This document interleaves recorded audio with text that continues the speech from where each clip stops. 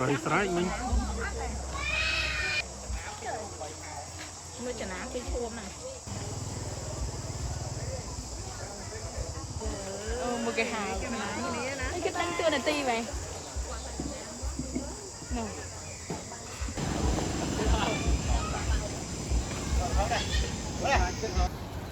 mày lợp lợp đấy chả này nó sao chả này đã đâu nó tầm mốc miền chậm ra miền Sa Co thì bà chấm điểm số của mọi bông nhìn thấy thái dương một chút khi chụp mùi này lồng phát hay này chấm ham bông tranh các bạn một liếm nó cứ lồng phát lên style ngớp ở tuổi liếm bây giờ ta chấm ham chón đằng prang à chấm ham nó cứ tập bị bài đây mà cũng xây phát này với cái là style con pơ hay bông bông style con pơ này nên là con pơ sẽ thọp thưa chẳng được cái này này mà thay vì dùng là nàng ai nè ngon là nàng he chọc vàng đồng phạt rồi chứ chẳng này con phải mới tay xử lý đồng phạt được cho nên chẳng này ngon là nó có ngứa thì này ta ai nữa ai có bị con bón lên đây chẳng á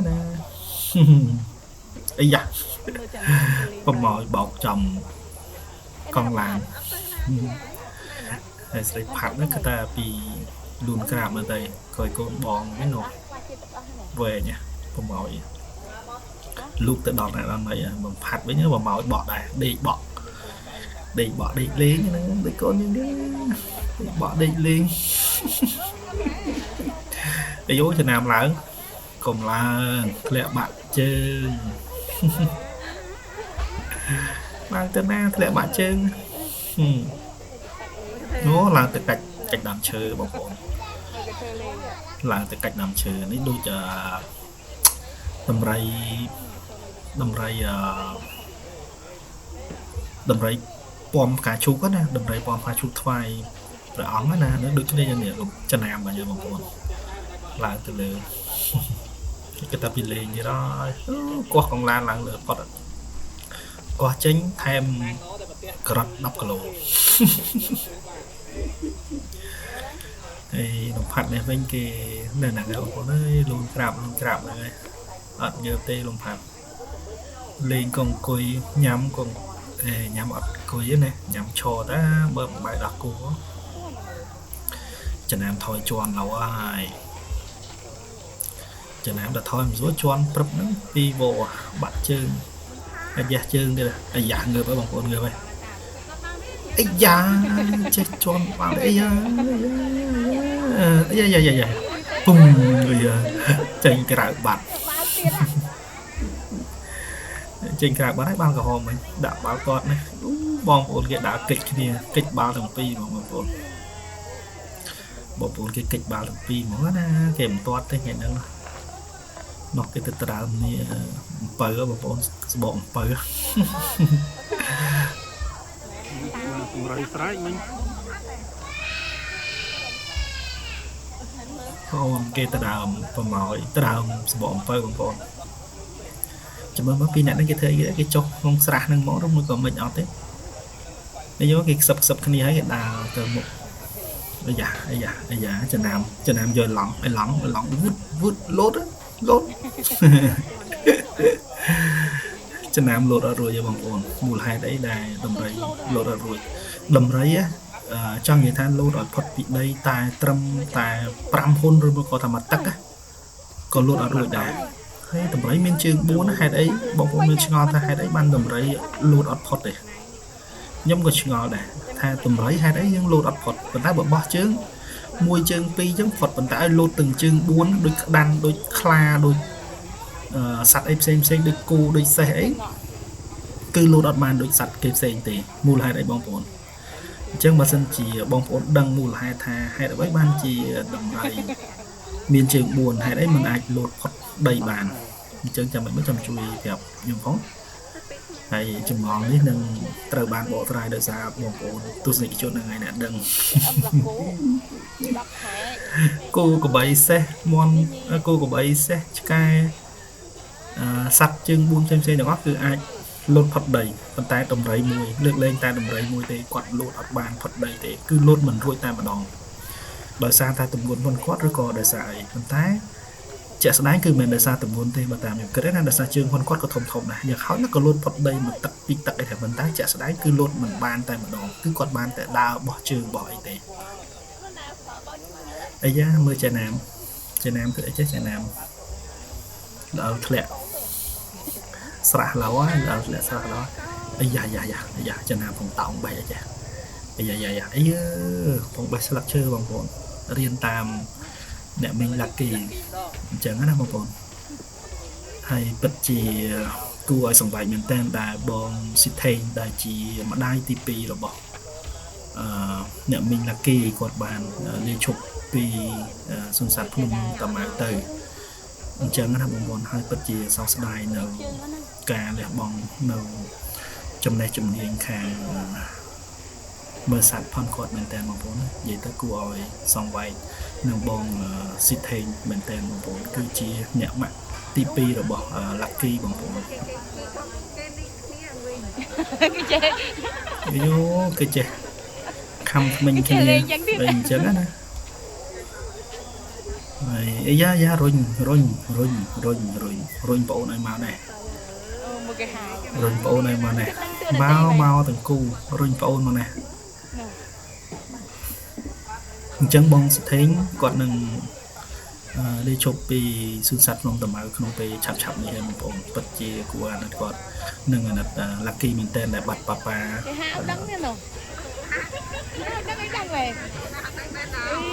ចំណាងទៅលឿនខ្មើតឡាក់គីដែលបានបាត់ម្ដាយទី2របស់គាត់គឺបងប្រុសសុថេង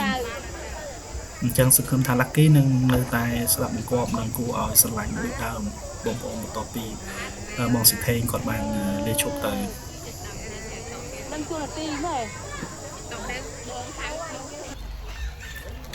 ហើយថ្ងៃនេះដែរគឺជាថ្ងៃជ័យរបស់ឈូកបងប្អូនថ្ងៃនេះឈូកបានលោកពូគាត់មកនឹងអ្នកមីងហើយនឹងបងប្រុសដាក់អំពើមកមកគូតឡានគាត់បានដាក់អំពើមកគូតឡានដើម្បីចែកជូនតម្រៃយើងនៅខាងសួនសត្វភ្នំតាម៉ៅនេះ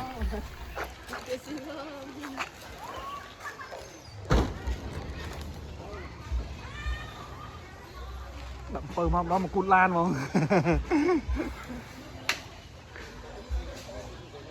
ជូកថ្ងៃនេះផ្អែមមាត់ណាជូកអំពើសុតហ្មងថ្ងៃនេះ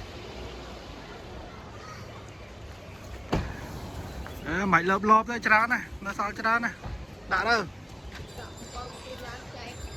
នោះទៅមុខមានចម្រើនមានសាគរទៀតក្រុមដួលនៅមុខឈូកដាច់ជើងហ្នឹងជាប់តែជាប់យូរហើយតាំងកៅជាងមកបាទជាប់តាំងកៅជាងដាច់ជើងសបនិមិត្តពាក់ជើងជាប់ដូចយើងពិការអញ្ចឹងហើយចំនួនហ្នឹងវាអត់ទាន់មានអីថតនេះផងហើយ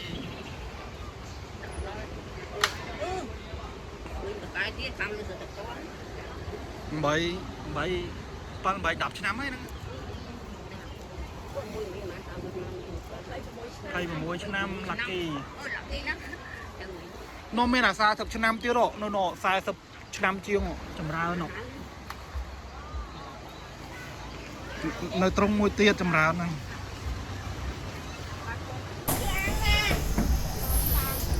បាទអ្នកមីងឡាក់គី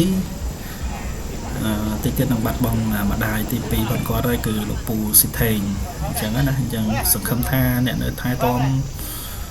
សត្វទាំងអស់នៅក្នុងសួនសត្វភ្នំតាម៉ៅនេះនឹងមើលថែដល់បន្តទៀតចំពោះសត្វផ្សេងទៀតអញ្ចឹងណាបងប្អូនចំណែកឯឈូកមិញនេះគឺគេផ្អែមគេហើយបានអំពៅចំណែកឯចំណាំនេះវិញគឺអត់មានអំពៅដូចគេទេគឺស្មៅបងប្អូនចាំមើលស្រីផាត់នោះបានអីគេមានតែបានតែទឹកដោះគោទេស្រីផាត់ក្រៅពីទឹកដោះគោគឺញ៉ាំអីអត់បានទេហើយចំណាំនេះគឺស្មៅហើយឆ្ងាញ់គេណាចំណាំអីបានតែស្មៅហ្នឹងហើយបើអំពៅតតែសក់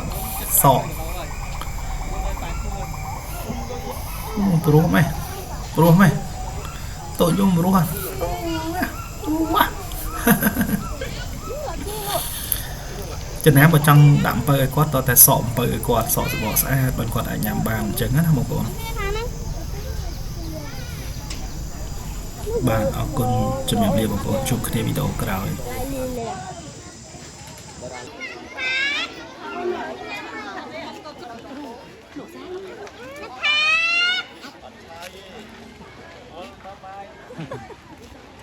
Trần Am, mama mua vịt không á?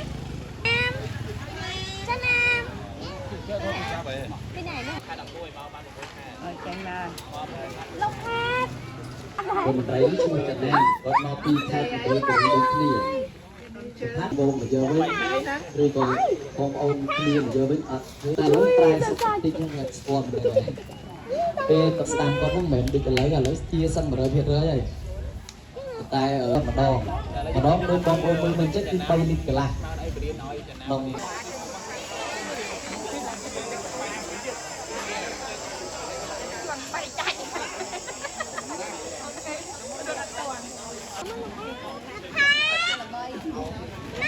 បាទជំរាបសួរពុកម៉ែបងប្អូនញ៉ាំដែរយើងមកជួបគ្នាជាមួយនឹងលំផាត់ហើយនឹង Lucky បងប្អូន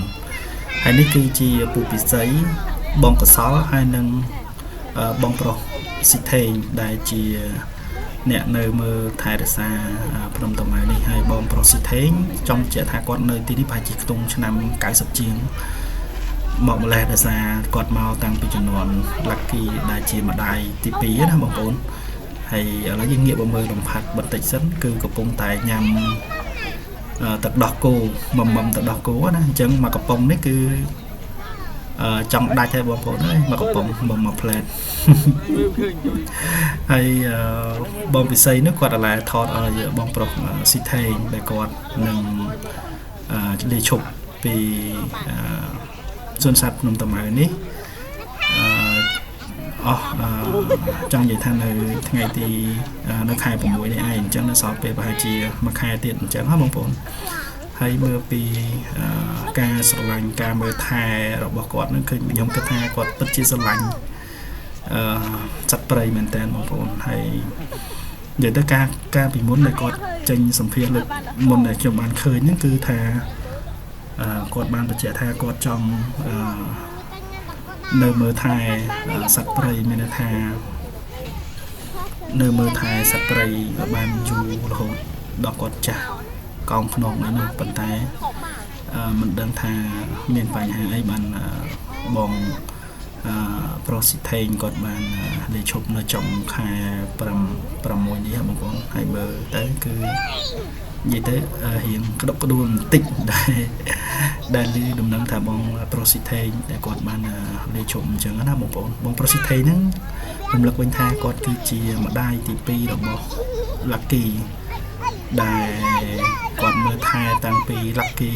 នៅទូចម៉េះបងប្អូនហើយ Lucky គឺស្រឡាញ់គាត់មែនតើដូចចាត់ទុកគាត់ម្ដាយដូចជាម្ដាយទី2ដូចគ្នាដែរអញ្ចឹងណាបងប្អូនហើយឥឡូវនេះឃើញបងប្រុសស៊ីថេងហ្នឹងគាត់កំពុងតែថតឯកសារសម្រាប់ទុកមើលផាជាពេលដែលគាត់លាឈប់ទៅណាបងប្អូននិយាយទៅវាពិបាកដែរក្នុងការទី1យើងធ្វើការឲ្យអង្គការអញ្ចឹងនៅពេលដែលនេះចឹងយើងមិនអាចធ្វើការរហូតបានអញ្ចឹងណាបងប្អូននិយាយទៅមើលទឹកចិត្តផងគាត់វិញយើងអាចនេះបានយើងនិយាយមើលទឹកចិត្តផងគាត់វិញគឺថា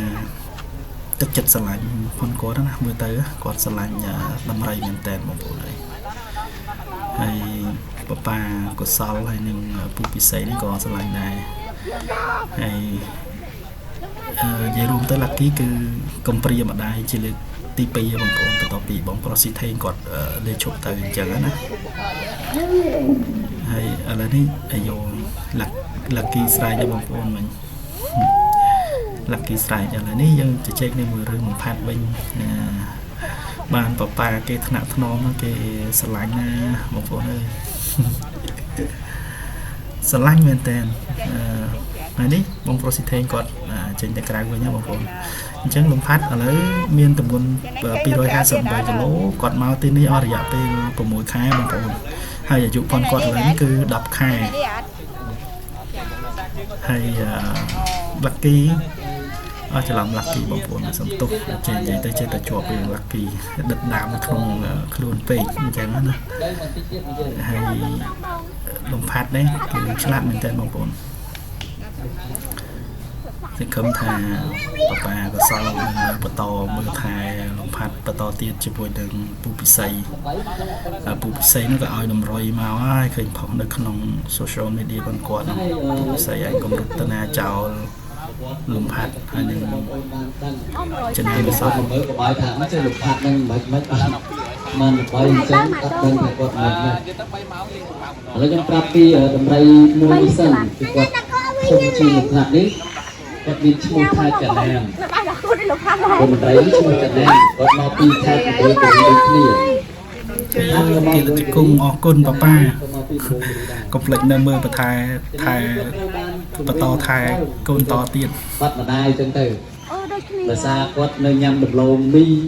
នៅចំការនៅចិត្តអូចាណាមខេត្តដូចរីហ្នឹង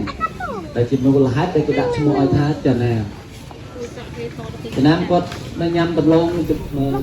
វាលេងបាត់ជើងគេបងប្អូនណាគេឡើងញ៉ាំហូបតាមហ្នឹងឃើញគេបោះជើងចោះរៀនតាមប៉ាប៉ាគេបោះជើងឲ្យញ៉ាំដំឡូងមកគាត់អត់ទៅណានៅតែស៊ីទេជីដែរទៅណានៅប្រមកគេតែមកថាបាក់ថាក៏ពួកយើងទៅយកគាត់ដាក់ទៅនេះតែមកយើងយកគាត់មកក្នុងកម្ៅនេះក៏គាត់យើងទៅគីងនៅនោះមកទឹកដែរនៅគាត់ថាមានវងមកយកវិញឬក៏បងអូនគ្នាមកយកវិញអត់ទេក៏សម្រាប់ចិត្តគាត់មកវាទៅព្រៃតើតែលោកតែសុខទីខ្ញុំស្គាល់គឺខ្នាញ់ពេលដំបូងយើងទៅយកកាទៅនៅក្បែរបានដេកបុកឥឡូវ slow ទៅគឺលំផាត់ហ្នឹងក៏ slow ដែរចាំទៅដេកទៅណោះចំណាំគាត់យកមកដល់ពីជាងហ្នឹងឯងគាត់ប៉ុន្តែគាត់ពីខួប3ខែហើយបងចំណាំអត់បាយដល់កូនណាបងឥឡូវនេះពីខួប8ខែហើយហើយចំពោះលំផាត់គាត់ជាប់អន្ទាក់នៅខេត្តមណ្ឌលគិរីដែរគាត់ត្រូវបានជាប់អន្ទាក់នៅដែនជម្រកសត្វព្រៃលំផាត់ចឹងហើយបានគេដាក់ឈ្មោះថាលំផាត់ហ្នឹងហើយពេលលំផាត់ជាប់អន្ទាក់ហ្នឹងមានប្រជាពលរដ្ឋមួយក្រុមគាត់បានទៅកាត់អន្ទាក់ហ្នឹងដែរកាត់ដោះលែងលំផាត់ហ្នឹងឲ្យទៅជាមួយម្ដាយទៅវងចឹងប៉ុន្តែលំផាត់គាត់អត់អាចទៅទាន់វងទេព្រោះវងបានចាក់ចេញទៅបាត់ហើយវងទៅចោលបាត់វងបាត់នេះចឹងគាត់ចេះតែដើរតាមផ្លូវរសៀលមកតាមរហូតមកដល់ចិត្តមន្ទីរបឋាននៅលំផាត់ហ្នឹងខាងមន្ត្រីបឋានគាត់ប្រទេសបានឃើញកូនដំរីហ្នឹងគាត់ខ្សោយហើយគាត់មានរបួសជើងទៀត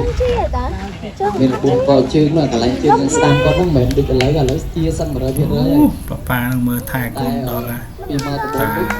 ដីជាប់ជើងឬមួយក៏អីជាប់ជើងនោះក៏គោះដែរហើយលំផាត់ហើយរៀនគោះតាមដែរបងប្អូនឃើញអត់មុនហ្នឹងឃើញរៀនគោះជើងខ្លួនឯងតាមដែរលំផាត់ពេលមកដល់ដំបូងគឺគាត់មានអាយុ5ខែទេទៅជាងហ្នឹងនេះលោកឃើញណាមើលទៅវិញតែមកដល់ឥឡូវនេះចាប់ដៃបងស្រួលប៉ាប៉ាហើយគីឡូរបស់គាត់ដល់253គីឡូឲ្យស៊ីចំណៃប៉ុន្តែនៅមុនដល់គោទៅដែរលំផាត់បានមែនមើលប្រមាណគេបងប្អូនអើយនេះគាត់ជប់បោហើយបើជាទូទៅបើគាត់នៅជាមួយម្ដាយគឺគាត់មិនទេតែយើងយកគាត់ទៅផ្នែកប្លង់យេដោយលំហាត់យកមកអត់ចេះអីសោះទៅក្រៅពីប្រដាប់ទូអត់ចេះមានធ្វើស្ទាបជើងគេជើងគេគេផាយយ៉ានោះឃើញបងប្អូនចេះបោះឃើញទេបោះជើងដូចបបាគេបោះអញ្ចឹងឃើញទេគោះដូចគ្នាអញ្ចឹងនេះរៀនឆាប់ចេះម៉េចអូយមកគេធ្វើគោះសងខាងទៀតណានោះឯងបោះជើងហ្នឹងមកអូនធ្វើថាមែនតែ$15ហើយគឺ$15គឺថា$15បងប្អូនហ្នឹងចាំមួយថ្ងៃអស់5ទិញស្បែកជើងឲ្យលំផាត់មកគូទៅបើ